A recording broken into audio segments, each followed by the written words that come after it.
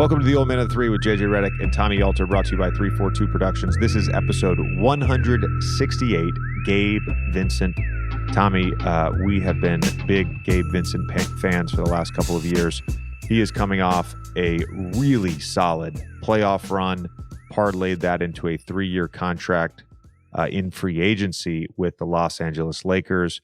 I know we've discussed this already, but in particular, I'm excited about this fit on the Lakers with LeBron James, Anthony Davis, Austin Reeves.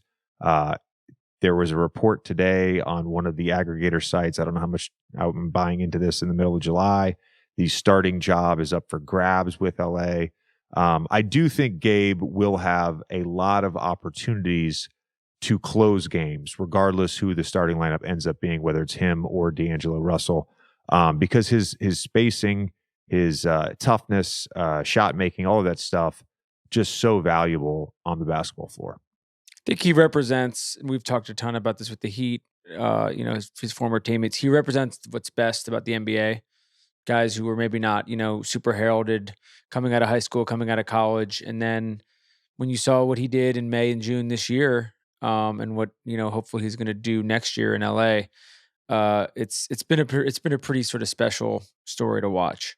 It has been. And Gabe spent some time in the G League as well early in his career. We touch on that with him. Of course, we're going to talk about the Miami Heat playoff runs that he has been a part of and his own free agency. Plus, hopefully, we'll get some stories out of him about UC Santa Barbara, one of the all-time party schools, as we'll find out on the podcast, because I have some stories of my own. Have you watched any more summer league? I know it's kind of you got to go call the games in a couple of days. Yeah, it feels like it's winding down with certain teams. No, I have. With guys getting shut down a little bit, and some wonkiness in terms of the schedule and the time change and stuff. Didn't watch anything yesterday. I've actually become obsessed with the Netflix show Night Agent. What is that? Which it doesn't have any big names in it, but it's basically an FBI guy who is in the wrong place at the wrong time. He gets demoted and has to answer these calls in a windowless room for the FBI. And one night, the phone finally rings, and it's someone who needs his help. And there's the series. Someone's life is in danger. And there's some conspiracies in there in Washington. It's amazing. So a person, like a random person, or a... No, there's only certain people that have this line, and there's code words you have to answer. Like, the phone never rings, and he's just like, yeah. So does he go out in the field? He goes out in the field and fights it out, or is it all? Yeah, he's a badass. I don't even know who the actor is. It's a fantastic show. It's well done. It's well done. It's funny, after the 0-3 things on Monday, when you kept talking about the restaurant, people kept saying you just watched The Bear, and that's why you were so into it. Which I haven't even watched The Bear yet. I haven't watched it. I don't really watch a lot of television shows. I will watch like a season of a show, and then if there's not like a second season to watch immediately, I'm pretty much off that. You're the Netflix. You're the Netflix binger. You need. Yes, I need it in front of me right now. And the only show that I would say that I've consistently held to is Outer Banks. Outer Banks is the one that I haven't needed. That's such a weird one to be like dedicated to. The other reason to watch The Bear, besides the fact that it's a good show, is they spend like a lot of time talking about Coach K this year in a positive way. I heard about this. Yeah, in a way that is like, you should ask him. Like, I'm curious how much he knows about this. Jason does not like that. Jason just sent us a message. I couldn't pay JJ to watch a good show, but he's about Night Agent. Get the fuck out. Night Agent sounds good. Jason, have you even watched the show? It's fantastic, bro. It's fantastic. Night Agent's more defensible than Outer Banks. I mean, I'm not even hating on Outer Banks. I've seen it too. It just is like, that shouldn't be the one show that you consistently watch. Outer Banks is the definition of like cotton candy.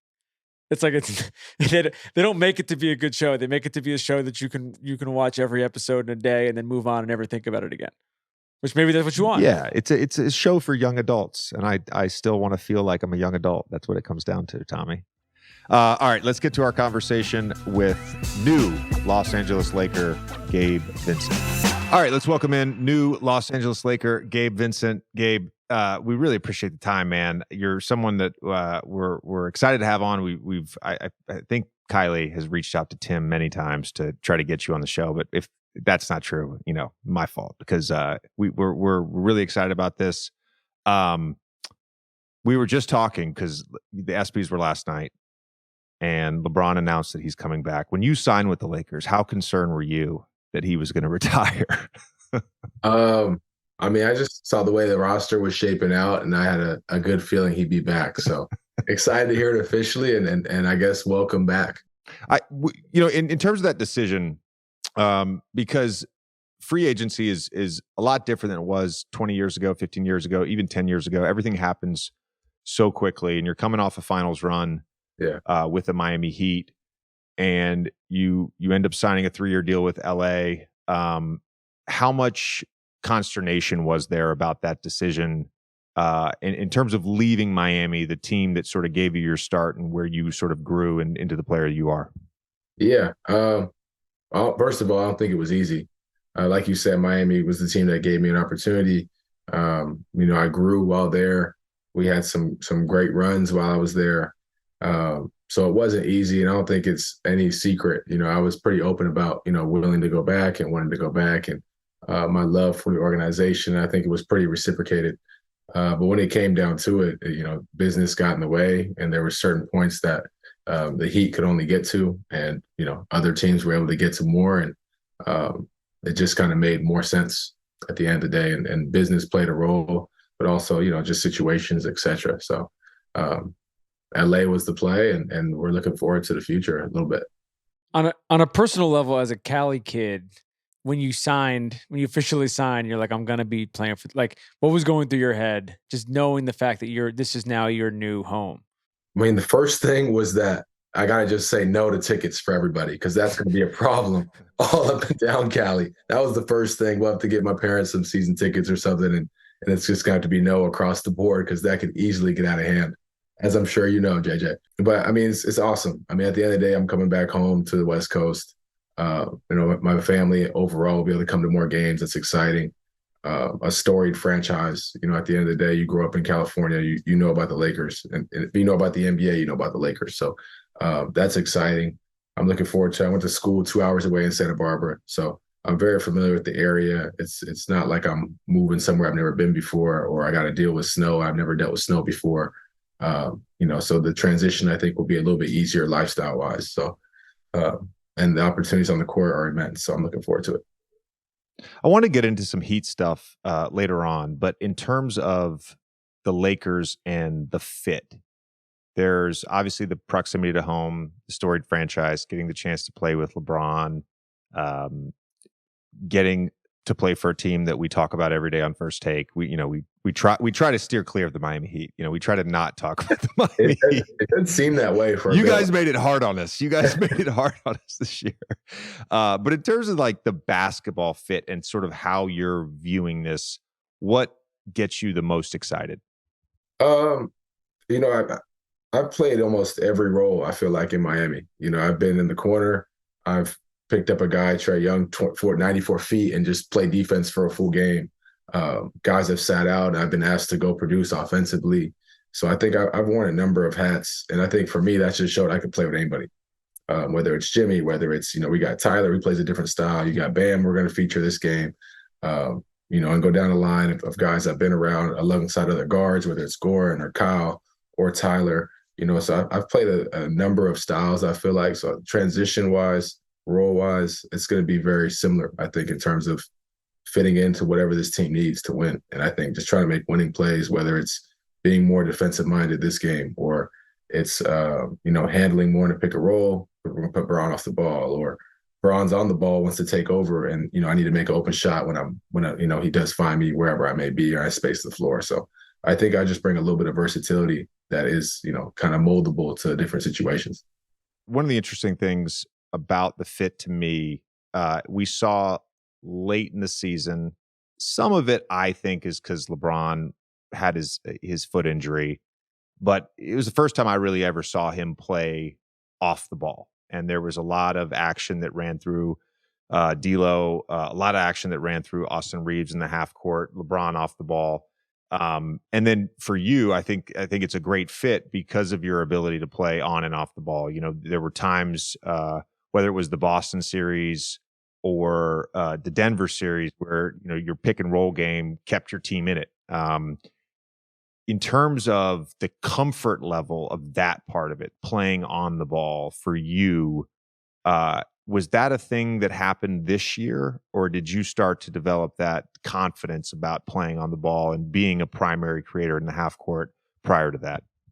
Yeah, I mean, I think naturally my reads got better as season went on, as I was in more of those situations. But I think it's something that was always part of my game, you know, and a strength of my game that maybe that's just not what Miami needed at the time. You know, they had other guys that they may or may not have felt could create better, or were looking for different situations. And, you know, based on how everything kind of played out in the playoffs, I got more of an opportunity to, you know, showcase my skill set than I probably would have.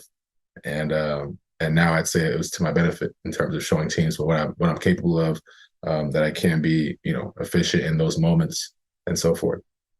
I was gonna ask defensively. You know, you with Bam, there's a ton of defensive talent in Miami, but playing with a guy like AD, knowing that this has been a calling card for you over your career, is there a particular thing that you feel like you're either looking forward to, or you're going to like did your eyes just light up thinking about the defensive potential of this particular roster? Because we talked about it a lot, and it feels like it's in an even better spot now than it was even 2 months ago. Yeah, I mean, just with their size and length, they seem to always be that top five defense every year. You know, and that's not something necessarily I would look at them in years prior and be like, oh yeah, stamp it top five. But it just seems over the last my 4 years in the league, it's just like they seem to be up there, and they seem to find a way to be disruptive, and their length and athleticism obviously makes up for a lot. So, you know, being able to get into the ball a little bit more and having more length behind me, I'm sure is going to give me some confidence. Gabe, I want to change topics real quick. So my first 2 years of college when I was at Duke, still a close friend to this day, but one of my close friends at Duke was a soccer player, grew up in Davis. And after the school year got out, a few of us would fly out to SFO, we'd drive up to Davis, and then we would essentially do a road trip down the California coast. You know, we'd stop at Cal Berkeley, we'd stop at San Luis Obispo, we'd stop at UCSB. 1 year we actually went all the way down to LA. So I had a couple visits to UCSB during that period, and then going into my junior year, I did Jordan camp. Okay. And I was we stayed on campus at UCSB. What was that college experience like, my friend? Because I went to a small private school, and then I'm like, somebody called me one day. They're like, "Hey, dude, come to this party." I'm like, "All right, I'm go to this party." And I show up at the house. It's dark out, and I kind of walk to the back of the house, and I look down, and this college kid's house was literally on the ocean, and I'm like, this is madness. This is nuts. Yeah, it's not a real place. You know, I think in many ways doing 4 years there kind of prepped me for Miami. You know, I kind of got to Miami and everyone kind of assumes you're going to be out and about and like, oh my gosh, this big old place. I'm like, well, I was at school where the hardest part was getting to class. You know, and so you're walking to class. It's I could just go to the beach. We have Wi-Fi on the beach, so you could just do your homework there. You know, a lot of kids don't have to go to class. They just Zoom or get the notes online and kind of just hang out. But, you know, as athletes, class checks and so forth. So that was probably the hardest part, was getting to class. But by far an amazing place for a young adult in that age range to kind of just let loose a little bit, be free, and kind of explore some things. I like how you said it's not a real place, because that's what I felt. Like it's just like not a real place. It's amazing. I remember that we were at the Jordan camp, me, David Lee, I think Rashad McCants was with us, Justin Gray. We went to a couple parties, and there's a burrito place on the West Coast, and I'm blanking on the name of it, but there's a burrito place in Santa Barbara. I get a burrito. It's like 2 a.m. And like, I'm feeling good, but I'm not like over the top, but I'm feeling good. And I'm like, I need to go back to the dorm. Now I've got a flip phone. I don't have, a Google map on my shit. So it's like 2003 or 2004. And I couldn't find my way back. And this was in the age, Gabe, this is probably dating myself here, but this was in the age where all the white college kids wore rainbow flip-flops. Oh, yeah. So I'm wearing rainbow flip-flops, trying to make my way back to the burrito place. So I get the bright idea. I'm like, yo, I'm just going to do sprints, and I'm going to sprint down every street until I recognize something. So I literally sprinted. It was like 35 minutes of sprinting. The full tour. I come back. David Lee's, he's rooming with me. He's like, what the fuck? Where have you been, man? It was a great night though. That was the night that I went to the beachfront home with college kids, and I just said, like, there's a different world out there that I'm unsure of. It's totally different. I mean, I went to private schools growing up, so for me, it was kind of just like you're away from home. And now I'm in this public school in this space. It was, it was a lot at first, but I think I kind of just embraced it, kind of found my balance of social life, get my work in, try to get some sleep, and then just got, dug my heels in and just try to find my way out of there. How was the hoop there? It was good. I mean, coming in, I knew I'd have an opportunity to start, and I think that was encouraging. I knew I needed to go somewhere where I could develop and grow as a player. I knew I wasn't going to be a one-and-done guy. I knew my route would be similar to kind of what it has been now. So I just knew I needed to be somewhere where, I could be developed and work on different things and different situations and so forth. So it wasn't the most winning place, I'd say, but it was a good situation for me as a player to grow. We want to talk to you all about our partners at Element. Element is a tasty electrolyte drink mix with everything you need and nothing you don't. That means lots of salt with no sugar. It contains a science-backed electrolyte ratio: 1,000 milligrams of sodium, 200 milligrams of potassium, and 60 milligrams of magnesium. Element is used by everyone from podcast hosts to NBA, NFL, NHL players, Olympic athletes, to everyday moms and exercise enthusiasts. Because when you sweat, the primary electrolyte lost is sodium. Athletes can lose up to 7 grams per day. When sodium is not replaced, it's common to experience muscle cramps and fatigue. And while I'm not a professional athlete anymore, I do participate in a lot of member guest golf tournaments. In fact, I have 3 just this month. And as we know, heat waves across the country, and fatigue has set in, especially on that second day of the member guest. And Element keeps me hydrated. It keeps me energized. And right now, Element is offering a free sample pack with any purchase. That's 8 single-serving packets free with any Element order. This is a great way to try all 8 flavors or share Element with a salty friend. Get yours at drinkelement.com/JJ. This deal is only available through my link. You must go to drinklmnt.com/JJ. Gabe, like, one of the things about our show is we're very interested in the psyche of a player. Yeah. And we're interested in the journey and the process and all that stuff.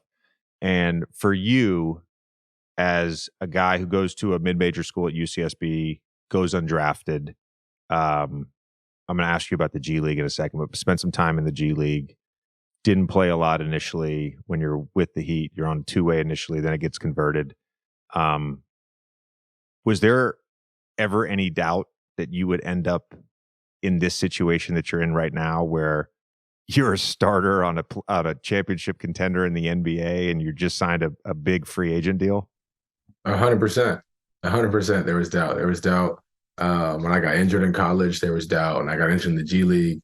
There's doubt, I think, along the way of any pursuit of a difficult task or a difficult goal. Like, there's going to be ups and downs and so forth. But so I think everyone will say something similar to what I'm about to say when you're doing something like that, is you just try to stack as many good days as you can and as few bad days as you can. And you kind of just fall back on your routines, the stuff that you set, your habits, and you kind of just, some days you won't be motivated to do it.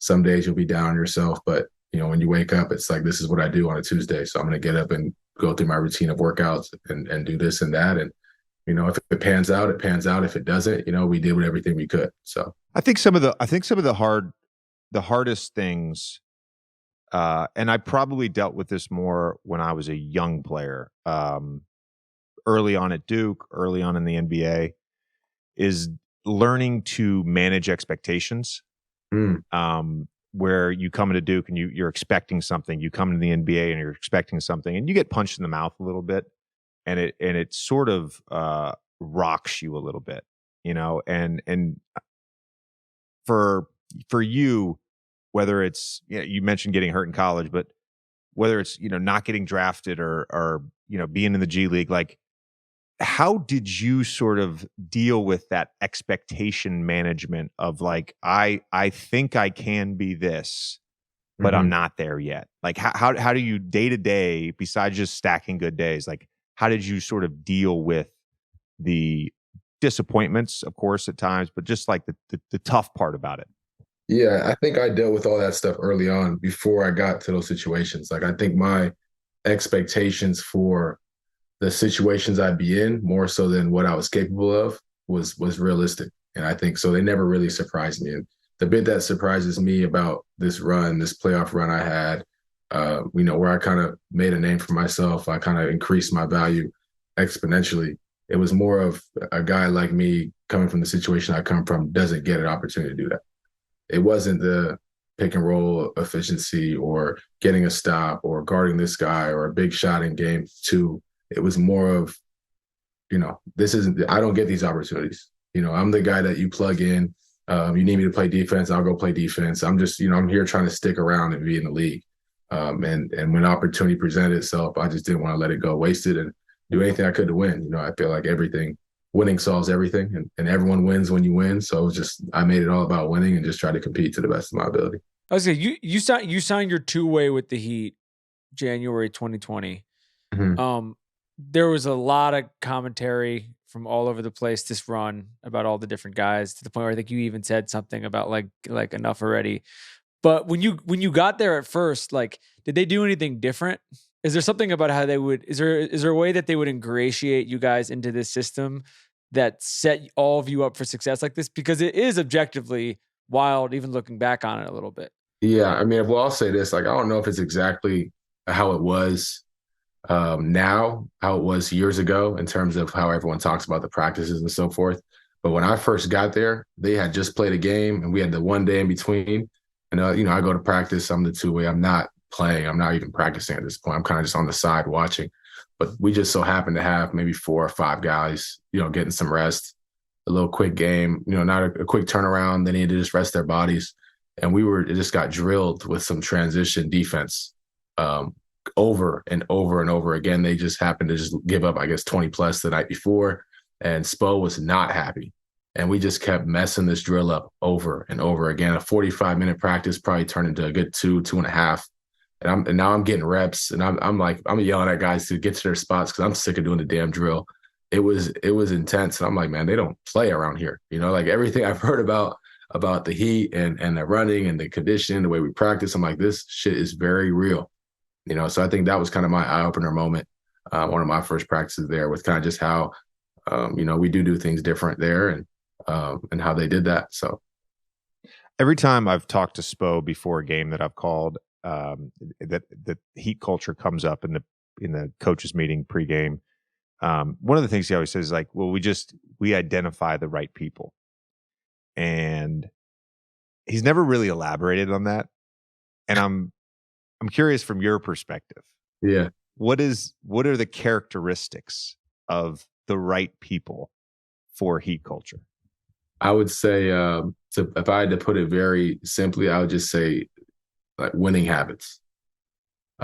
When things kind of boil down, it's the way you train, the way you act, the way you work, the way you think, what you're willing to do, what you're willing to sacrifice, and so forth. UD would say it all the time. It's easy to tell people to sacrifice when it's not you the one sacrificing. It's easy to tell a guy, like, hey, it's not your time to play right now, cheer your teammates on.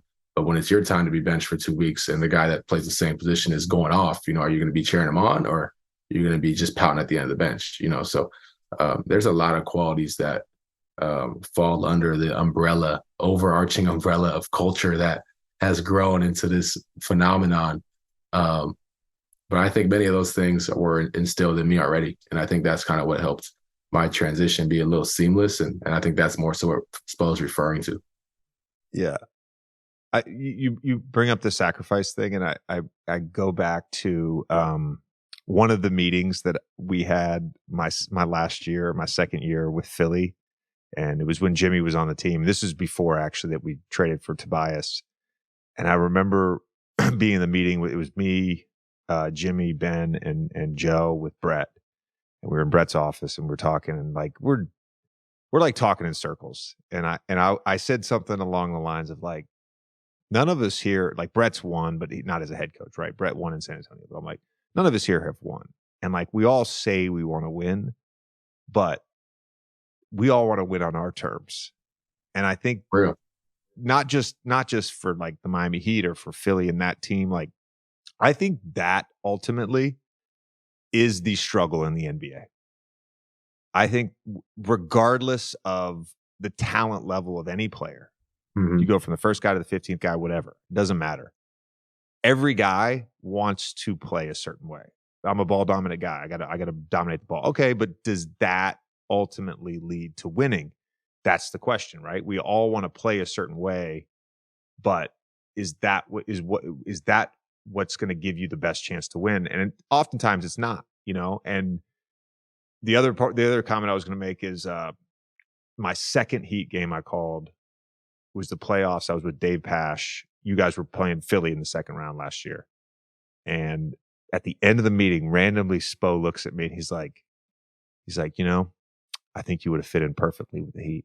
And I swear to God, it was the greatest compliment I think I've ever gotten as a basketball player. I was like, this is fantastic. And I've always wondered, I'm like, I want to peek behind the curtain.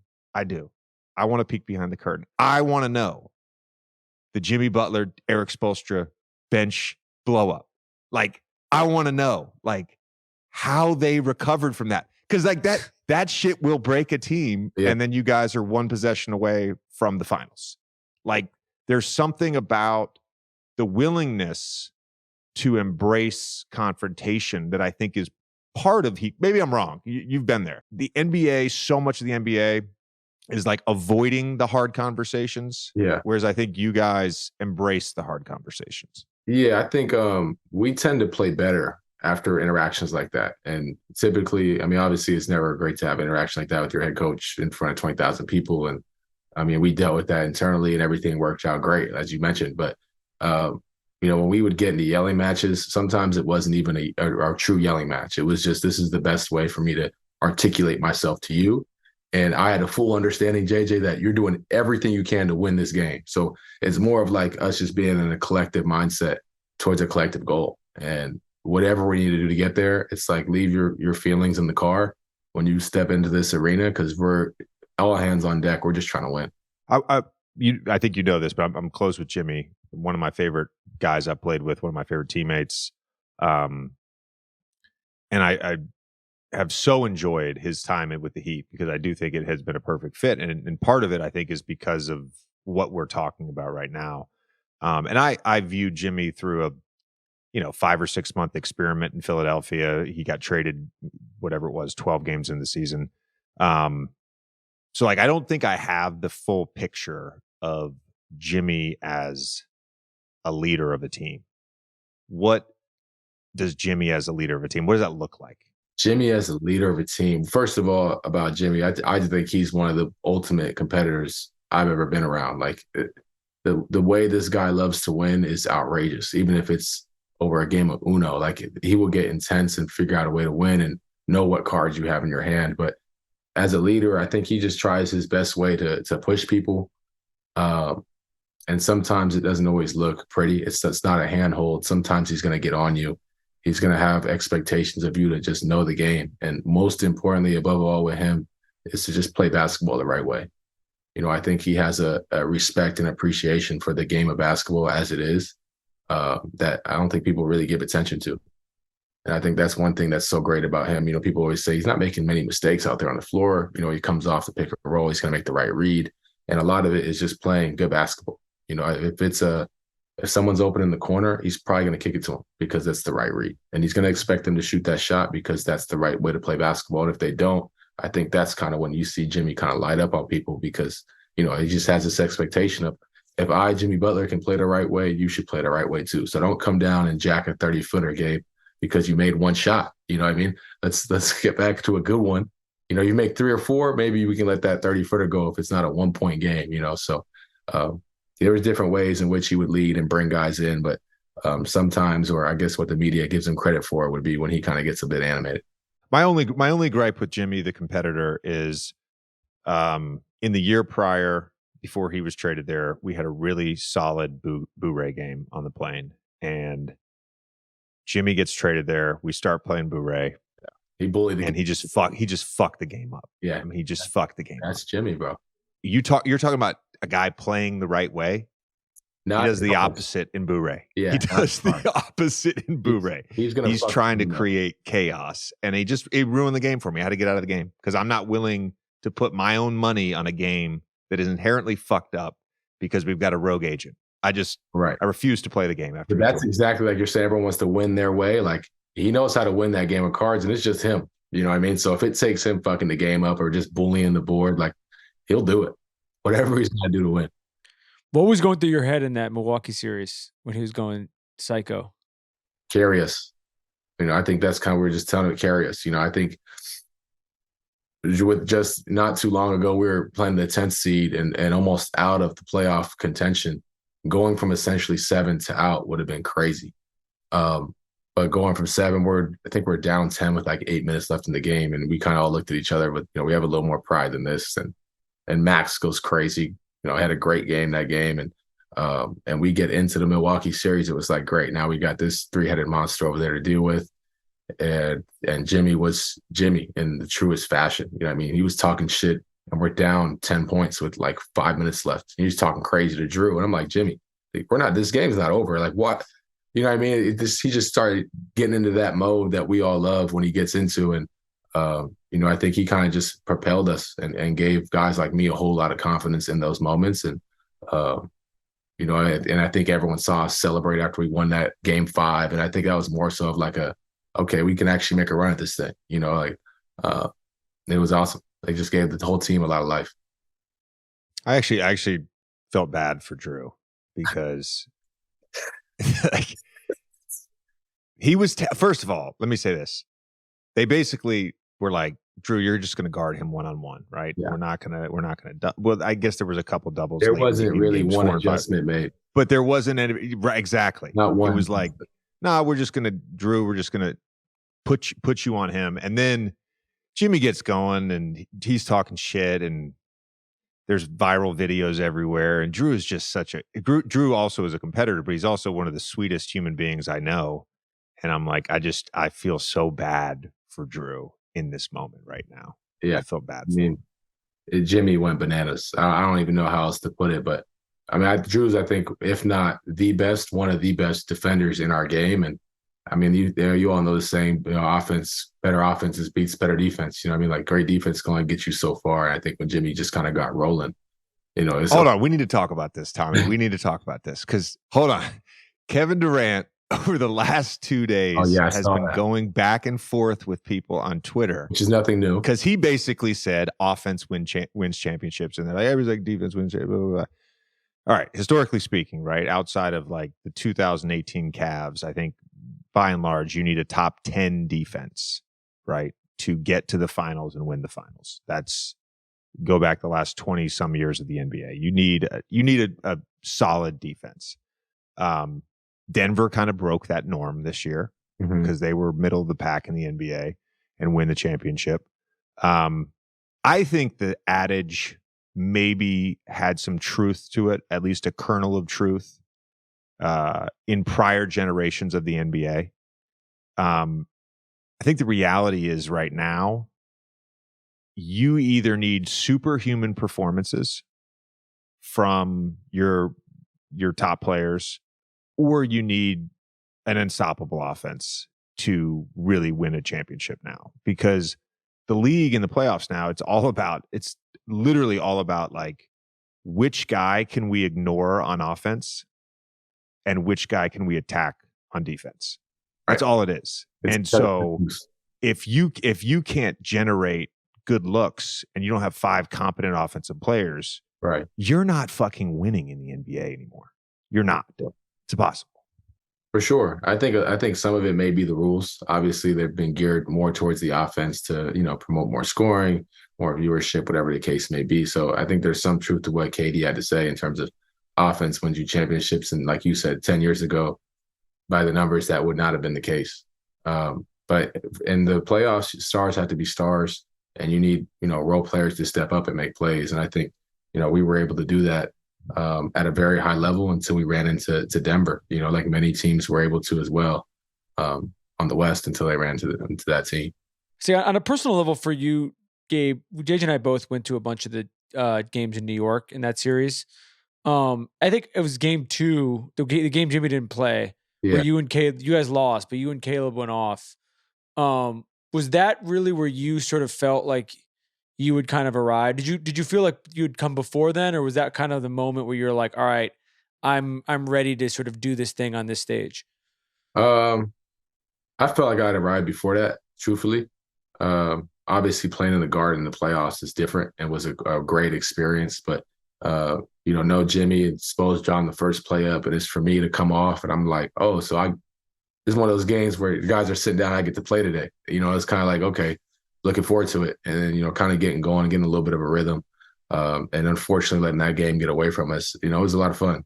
And I think just like I said, the continued life that our stars were pouring into me, whether it was Jimmy or Bam, a legend coach in Spo, a Hall of Fame guard in Kyle. I got these guys in my ear telling me, no, keep going. Like, no, that was a good shot.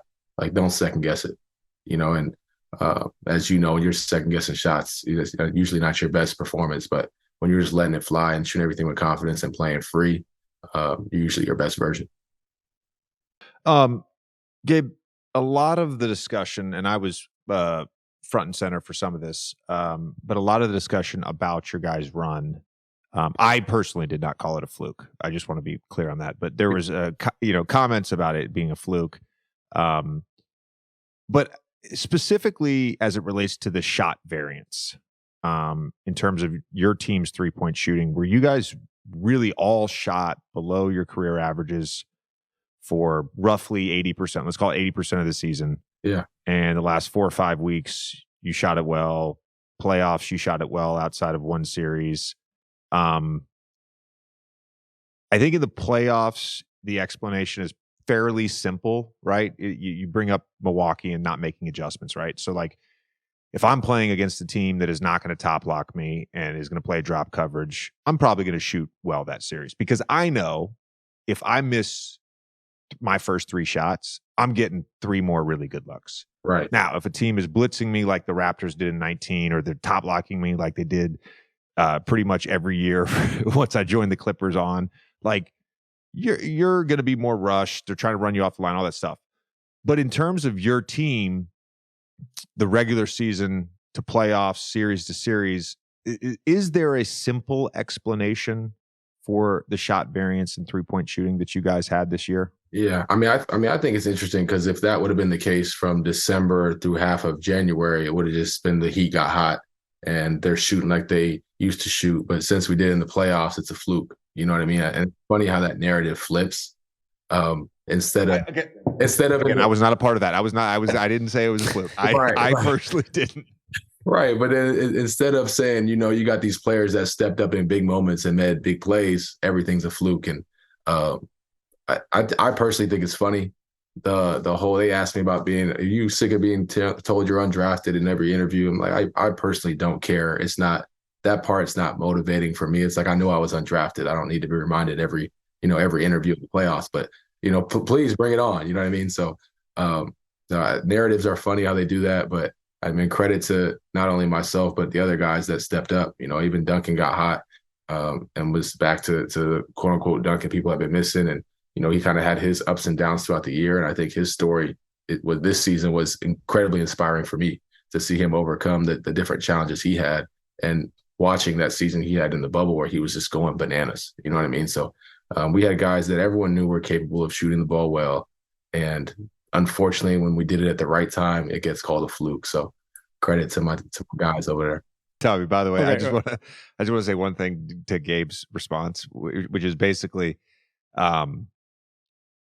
you being called undrafted over and over again reminds me of like everybody will be like, did you play in the Final Four? And I'm like, yeah, we played UConn. And they'll be like, oh, did you guys win? And I'm like, no, thanks for bringing up my lowest moment of my life. You know, it's like, I'm sure, right? I'm sure you probably wear it with it like a badge of pride now, but I'm like, no, dude, fuck that. That was a low moment for me. Why are you talking about this? I might get a shirt that's like, I was undrafted, and just rock that just religiously. Just get a neck tattoo, bro. Just undrafted. That's just NBA. To remind everybody. Just do undrafted on this side too. Yeah, undrafted and then career earnings in the back. Oh, just put that just so they know. That's killer. I wanted to ask about Game 6 in Boston when White hit the shot at the end. What was going through your head? We're definitely winning Game 7. Right away. My first thought was like, oh, like they got bailed out. We're for sure going to win. And I think that was Hold on. Boston got bailed out? Yeah, he had the tip in Game 6 in Miami, no? Yeah. I'm just saying they kind of bailed you guys out. I don't know, man. To even be back in the game. I rolled my ankle pretty bad Game 4. You know, and I felt about that trying to come back. And I came back, got a immediately, and then that thing was like, no, you're done, man. Have a seat. So, I mean, I felt good about Game 4 despite how it was going. With me, no injury, I felt like we would have made a good push down that stretch. But there was no waiver of confidence for me going into Game 7 in terms of our team. Obviously, there's that slight thing in the back of your mind, like you don't want to be the first team to lose a 3-0 lead, you know. But I had full faith in our guys, and me playing the Ed Sheeran Luke Combs song was going around viral for a bit. Life goes on, and after hearing the lyrics, I was like, oh yeah, maybe that was a little bit much, but great song, you know. Not to plug Ed Sheeran any more than he may need, but Jason, he agrees. Who has many titles and is on the Zoom with us, just wrote in the group chat. Great song. Jason's a huge Luke Combs guy. Gabe, you guys played. I'm actually so curious, and you're not on the Heat anymore, and I know you're still an active player, so I know you're going to be politically correct when you answer this question, but I do want at least some level of insight from you on this, because I'll do my best. I'm very curious about the Boston Celtics and going up against them in the playoffs, because I think they're a really good basketball team. Obviously different coaches between last year and this year. But there are some serious issues in terms of late game execution.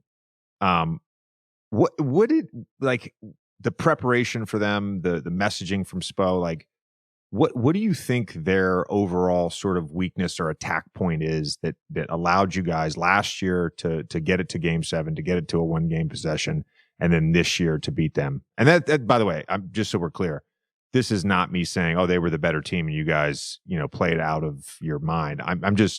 I mean more like strategically, like there is something that you guys, were able to capture in terms of how to compete against them and beat them.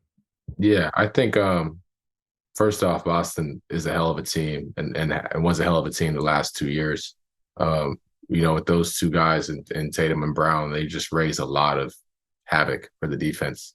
But it almost seemed like, to me, truthfully, like they had something going on over there. Despite of our game plan, so much has to go right, I feel like, to win in this league. And if you're not fully right internally, I feel like it shows in different ways. And I obviously don't know if they were right internally or weren't, but that was kind of the feel I had.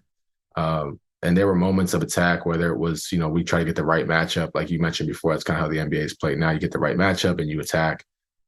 Jimmy kind of leading the way with his paint touches, and Bam trying to be aggressive. And most importantly, we just tried to keep them out of transition. I think that was a huge one, and a huge one for us. We were not a good transition team at all throughout the whole season. And especially with them, it was like, if we can get you in the half court, we have a chance. But if you guys get out and run, you got Tatum, Brown getting 10 points each in transition, each of them are going to have 30. And that's tough. That's tough to overcome. And they're going to get hot from three. Tatum is a guy who could have 40, 50 any night, and same with Brown. And so when they kind of have that offensive firepower and great role players that were, leaders of their team, and Derek White and Malcolm Brogdon that are, kind of playing a secondary role, that's what made them so dynamic. But I think last year they were better defensively when we lost to the Eastern Conference Finals. And this past year defensively, something just didn't seem as right, whether it was their rotations or their connectivity, whatever the case may be. But I think any bit of weakness we saw, we just kind of just jumped on it. Tommy, Gabe just used the word. He used the word. This is what I talked about all series long. He says the same word. You can say it. Connectivity. Dude, I talk about this all the time, but like in your series this year, this is what I was saying. And like I used it actually in reference to the Boston Celtics defense. Really? Because they have the switchability, they have the individual defenders, but there was a connectivity issue that was lacking. And on that note, because they were so good in the regular season and you guys beat Milwaukee, who had the best regular season record this year, and obviously Giannis missed whatever he missed, a game and a half, 2.5 games, whatever it was. But I do think there's a difference between a really good regular season team and a really good playoff team. And you now have been a part of 2 finals teams, an Eastern Conference Finals team that got to Game 7. In your opinion, what makes a good playoff team beyond just a specific matchup in a series? Like, there seems to be some common elements to a good playoff team versus a good regular season team. Well, I think the first thing to not just to toot your own horn with connectivity, but just connection overall. And I think it shows in the way the guys, interact with one another. Like I mentioned before about sacrifice, it shows with how they're cheering each other on, how you celebrate each other's success. All those little things that you may not think were important throughout the year really show when it comes crunch time, when things get hard. And I think for us specifically this season, we had a lot of close games, so we were very comfortable in a close game down the stretch. It's something we saw countless times that went either which way, you know what I mean? So we kind of knew how to handle that. It went the other way, we can kind of bounce back. So you have some experience in close games. You know how to play with a lead. You know how to play from behind. You have a good mix of veteran guys and young guys who just don't know what they don't know. They're just out there. And some of that you could say with myself this year. Maybe I didn't know what I didn't know, and I'm just out here hooping. And this is Game 2 of the finals. So what? I'm just out here getting a bucket. Doesn't matter. And sometimes the lights can get too bright for some people. But not knowing what you don't know can be helpful. And then having guys that can lead the way and reel you in. Championship experience and a Kevin Love and say, look, guys, we can relax and have a good time right now, and then lock back in, and kind of have a good balance and good feel for what's going on. Yeah. Duncan, when he came on, we did a little finals preview show. We had Duncan on and Michael Porter Jr. on. And he said basically like the mood of the team, the locker room just kind of like did a 180 after Kevin joined the team. And sometimes it's not necessarily just because Kevin's Kevin. I mean, Tommy and I both know Kevin, but sometimes it's just like getting a different voice, getting a different energy in the locker room. I personally refuse to believe that Kevin Love being in the locker room made that much of a difference, but that's whatever. That's just just had to say it. Yeah, you couldn't let that one go without.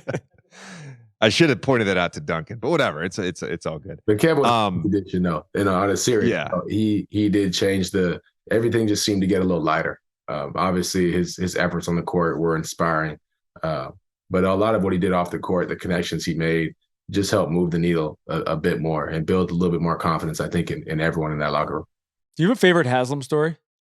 Speaking of locker room guys, I have way too many Haslem stories, but my favorite one that first pops in my head is in the bubble when Spo's in the huddle. He kind of just takes over the huddle, throws the chair, and is just cussing each one of us out, like just basically telling us like, you need to pick your shit up. Like this is the playoffs. This is fuck the bubble, fuck this situation. Your family's not here. No one gives a damn. This is about us, and we're gonna go out there and win this damn game. And it was like when he gets into that mode, it's like, all right, you got it, man. You're 100% right. And he, he has that feel being the OG of the league. There's nothing he hasn't seen. You know what I mean? And so that moment was kind of just like, whoa, my first year in the league, seeing him pop off like that was like, you're right. That's all I could say was you're right, 100%. And I think we responded well as a team after that. I've only watched Goodfellas 3 or 4 times, and I'm going to be honest with you. One of those times I had probably a too much wine, so I don't really remember. That was probably the most recent time I watched it. But the mafia, right? And people talk about the Heat Mafia, and it's like Riley and it's Spo and it's Andy, Mickey. It's like it's seems like it's very insulated. And I think you could make the argument that Udanis is like a made man, right? He's like golden. You can't touch him. Is there anyone else that you were around in the Heat organization that has the potential to one day be a Spo, a UD, a Pat? That's very tough to answer, only because those guys have been there for so long that it's like it's almost hard to imagine Heat basketball without them. And I think that's something that's very unique about the organization is people don't usually leave, whether they're on the business side or the marketing side. Like most of the people there have been there for years. And that was one of the first things I noticed. I'm like, well, how long you been with the Heat? Oh, 11 years. I'm like, what? Coming from Sacramento's G League team and being around this area of Sacramento, I'm like, I've seen management change. I've seen coaches change. I've seen players change all within 6 months of the same season. You know what I mean? So to come from an area where from the outside in and kind of on the inside seeing so much movement, and then to go somewhere where there wasn't as much movement, and typically you change players or you change the coach after about 10 years, and they chose the other route, and Spo's been there, and I think it's been a great way for them to continue to instill their culture. I think continuity is probably the most underrated thing in the NBA. Right. I do believe that. And I do also simultaneously believe that groups, meaning a team, can get stale. Sure. I think there's an element in the NBA where resentment can build up a little bit. But to my point, I think continuity is important in your own career. To bring it back to what we talked about at the beginning of this, the decision to leave and go somewhere else, how much was the continuity factor a really big sort of pause for you in terms of leaving? It was very difficult. Like I said before, like the relationships I have with those guys are, to me, lifelong. Even the guys I played with, to the staff, to the front office. I got to know all of them very well and closely. So it wasn't an easy decision. It was a huge draw to come back for sure. But it had to make sense for me and my family. I couldn't just make a decision. And like I said, guys like me don't get an opportunity like this. So I had to take advantage of this opportunity and do what was best for me and my family. But this is no love lost. Like I got nothing but love for those guys over there. And the continuity piece was playing a major role. And obviously the taxes play a major role, if things can get close enough, and, let's try to make speak the truth. Speak the truth. Make it work. But be honest. I like it. It's got it, it's business for them. And it was kind of tough, because they could have done it, but it would have been a big salary cap tax. And I understand that from a business side. So if I can understand it, I know they understand it as well. And maybe things will align down the road, but until then, we got to try to get the Lake Show a ring. So Speaking of good playoff teams, you're going to have to deal with this now in your new situation. Denver, obviously, we know how good Joker is, we know how good Jamal is, but was there anything about that series that surprised you, either with those guys or with the rest of the team, and even just looking forward to having to see them again in terms of like your preparation for them going into next year? Yeah. Well, I think that we got to give credit to Aaron Gordon. Like, I don't think we can talk about the Denver Nuggets without mentioning him. And just his efficiency and the way he played, his size, his strength, he really is, to me, is like the only real four left in the game, like the real traditional, almost look at the four. He can stretch the floor a bit. It's not his greatest strength, but he does it enough to keep you honest. And his size and physicality, I think, really hurt us. Point blank, I think everyone could see that watching the game when I'm getting switched on to AG and he's sealing me under the rim. And it's the easy pass for Joker to make, because all passes are easy for him to make. So, and they just kind of dominated the physicality marker of that series. But I think they were very well coached, and credit to them. I think they're incredibly consistent with what they did defensively, which kind of made it, you knew where your looks were going to come from, but you had to be efficient in that brand of basketball. Kind of like JJ had mentioned, a lot of the NBA plays a certain way in terms of it's a lot of pick and roll, and then we're going to pick our matchup and go ISO and then make a read off of that. And with Denver, the way they help and rotate, they kind of force you to play a specific style. And it's easy to get bored with a specific style in this game, especially if, you make that kick pass and they miss 2-3 shots and you don't get a stop. And now it's a 6-0 run. you do the same thing again, even though it's the right play. And I think they kind of force you and play with your head a little bit. Before we let you go, I do want to get your thoughts because you are our first guest since the details of the in-season tournament have come out. As far as I know, there will be 6 groups of 5 teams. Mm-hmm. The teams will be drawn at random, but based upon record from the previous year. You're going to play within your conference. The 6 group winners will go to the knockout stage. There'll be 2 wild card teams who have the next best records, and there's semifinals and finals in Vegas.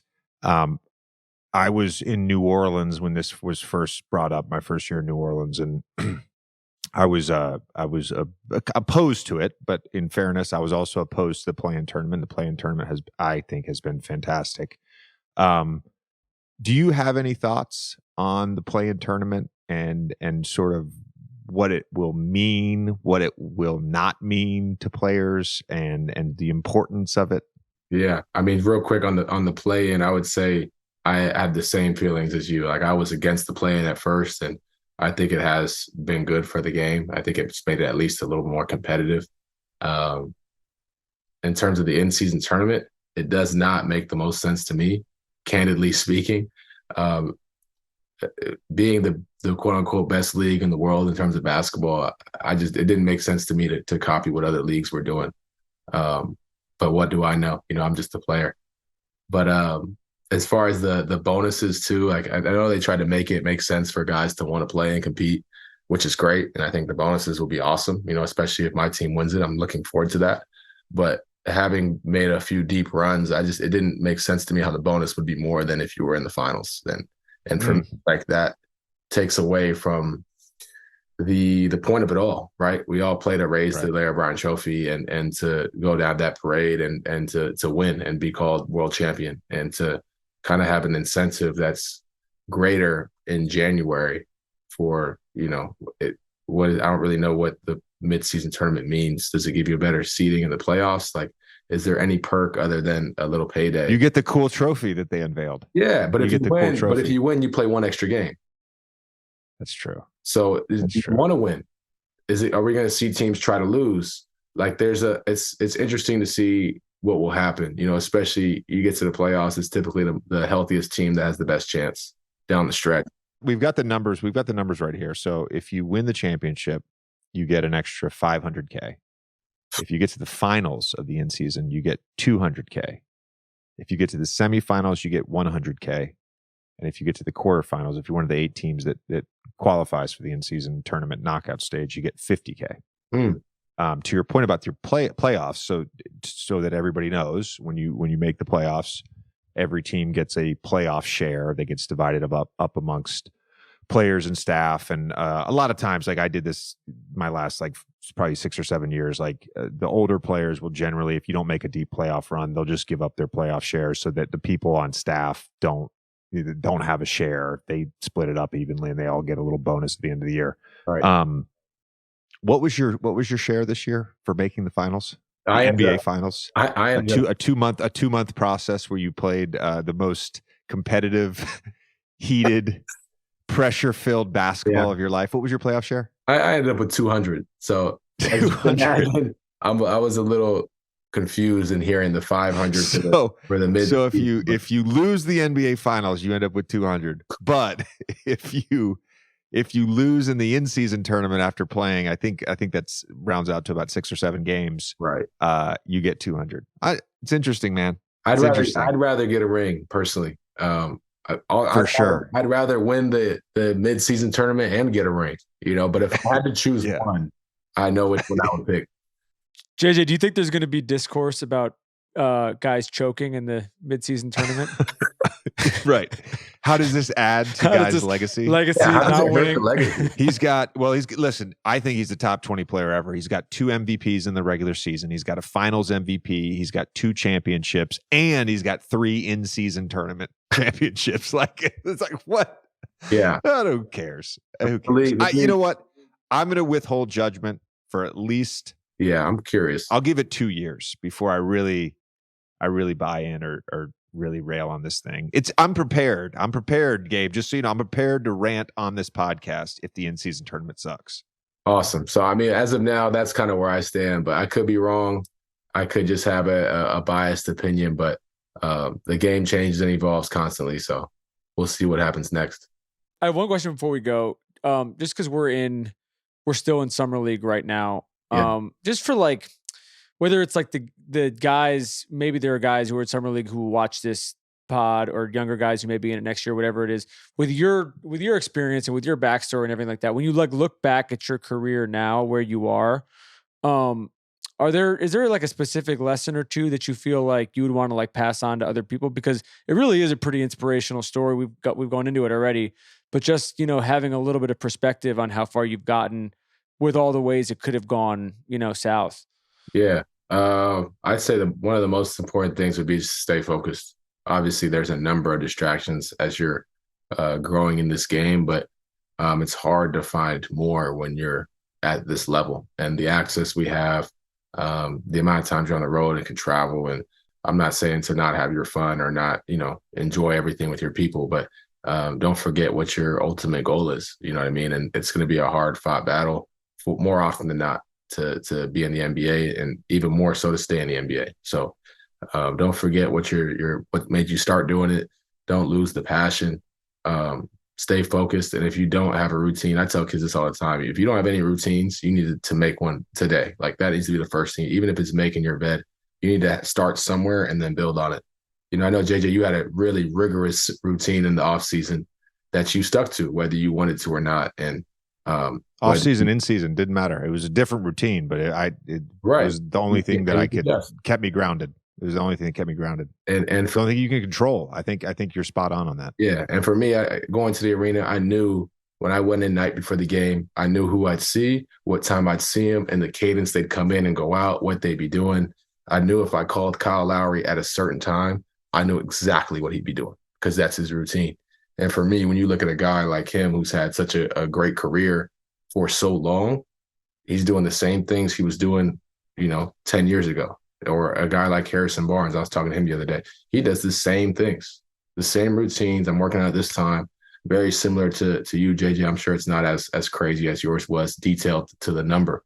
But, you build your routine and you stand on it. And if you need to make adjustments, you pivot and adjust. But you need to have something that brings back that motivation as it starts to waver, I think. Yeah, it took me year 3 was when I like developed that, where I'm like, all right, every day in the off season, this is what I know what I'm going to be doing. Every day in season, this is what I'm going to do. I'm going to stick to that. Game days, practice days, off days. Like I knew what I was going to do. My biggest problem was I would always add something to my routine every year. Of it, I couldn't take anything away. Yeah, I'm the same way. You know what I mean? So the routine just kept up taking more and more time, which, by the end, it was like a fucking 24-hour thing. Okay, Gabe. Last question, the Roback question. Reminder to our viewers that you can use the code OLD on roback.com for 20% off your first purchase. That's RHOBACK.com. Code OLD. Gabe, you brought up winning an NBA championship versus winning an in-season tournament. I'm curious, if you could only win one, would you rather win an NBA championship or a world championship / Olympic gold medal with Nigeria? This is a tough one because for me personally, I've been really looking forward to raising that Larry O'Brien trophy, but knowing how much it would mean to the 400 million plus people in Nigeria, let alone the 1-point-something billion in the continent of Africa, that's a hard one to pass up, getting a gold medal, especially in this sport where, African teams haven't really had much of a footing. So I think that'd be, not only would it be fulfilling and great in its own way, but I think it'd be legacy-wise, I think it would stand taller, stand a little longer. So I'm going to reluctantly have to say gold medal with Nigeria. I think that would just be epic. Dude, I actually love that answer. I think it's a fantastic answer. I just think it's real. I think if someone said something, I think that's lying to you. It would be amazing. It would be amazing. There's nothing bigger than that. Honestly, for the continent, any medal, the continent would go crazy, and it would. I would say this. What you're talking about, like if you were to personally win an NBA championship, Yeah. you would have that on your resume forever, right? Amazing. Forever. Like you're an NBA champ. Like that's not going anywhere. You're a ring, you got a ring, all that stuff. But in the other scenario, now all of a sudden you're a fucking legend. You're like, you're like a god. That's You're legendary. Of a whole nation and potentially a continent. You know, like that's different. Yeah, for sure. All right. As you guys know, huge fan of the brand Roback. Gabe, we're going to send you some gear as well. Appreciate you and appreciate the time, brother. Appreciate y'all.